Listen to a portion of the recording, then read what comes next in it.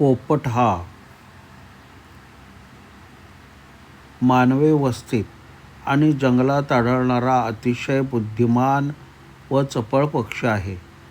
भारतात प्रामुख्याने कंठेरी पोपट आढळतो. याचा रंग गडद हिरवा असतो आणि नराच्या गळ्याभोवती काळी गुलाबी रंगाची माळ असते. चोच याची चोच लाल रंगाची वळलेली असते, जिचा उपयोग तो कडक फळे फोडण्यासाठी आणि झाडावर चढताना पकड घेण्यासाठी करतो. पोपट हा अतिशय हुशार पक्षी असून तो माणसांच्या आवाजाची नक्कल सहज करू शकतो.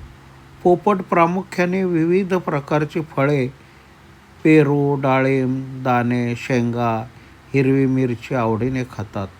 हे पक्षी झाडांच्या नैसर्गिक ढोळीत जुन्या भिंतीच्या छिद्रामागे आपली घरटी करतात.